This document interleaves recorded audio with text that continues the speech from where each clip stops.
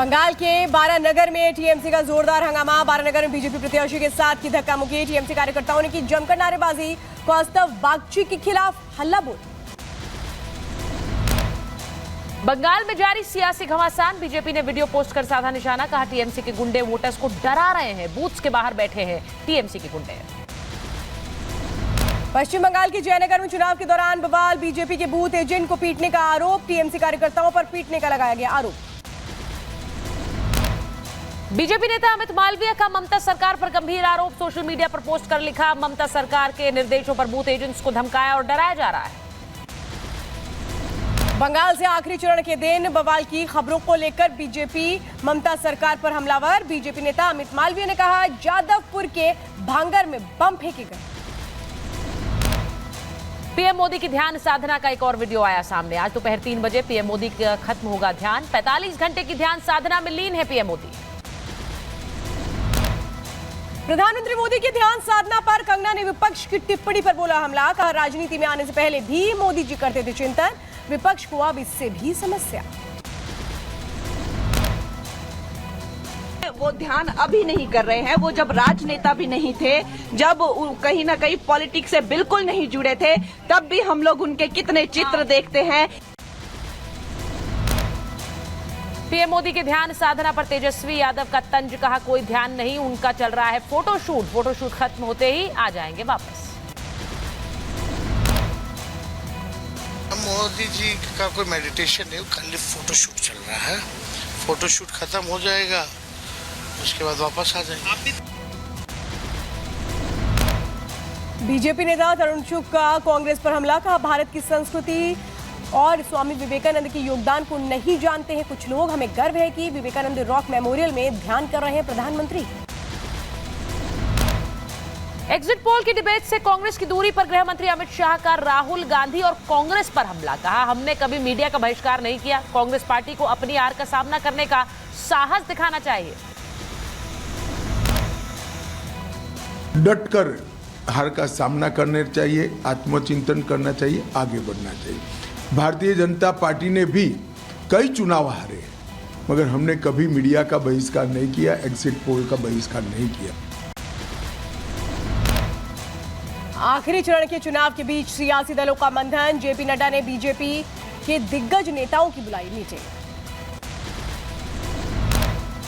दिल्ली में जुटेंगे इंडी गठबंधन के नेता। चुनाव को लेकर होगी समीक्षा। ममता बनर्जी ने इंडी की बैठक से बनाई दूरी। मीटिंग में नहीं शामिल होंगी ममता बनर्जी।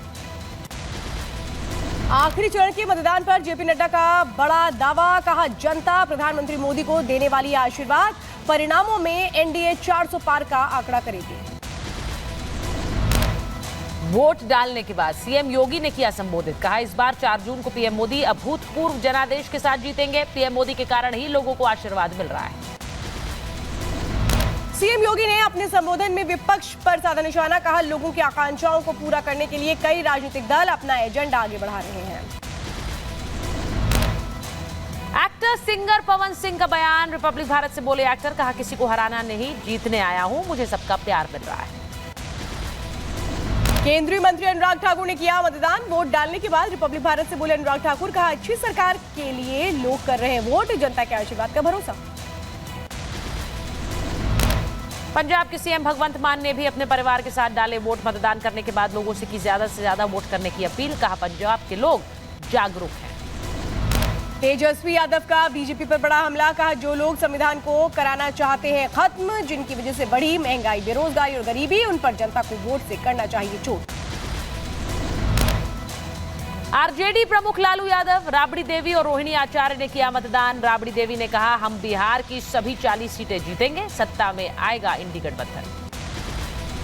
पंजाब के मोहाली में आप नेता राघव चड्ढा ने किया मतदान। दोनों ने की अपील। कहा, आपका एक वोट पंजाब का भविष्य तय करेगा, अच्छे उम्मीदवार को सोचकर ही करें वोट।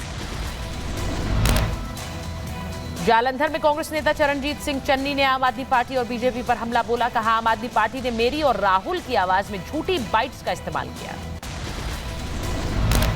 टीएमसी नेता अभिषेक बैनर्जी ने बीजेपी पर बोला हमला। कहा, एनडीए को करारा जवाब मिलने जा रहा है। अभिषेक बैनर्जी ने बंगाल में जीत का भी किया दावा।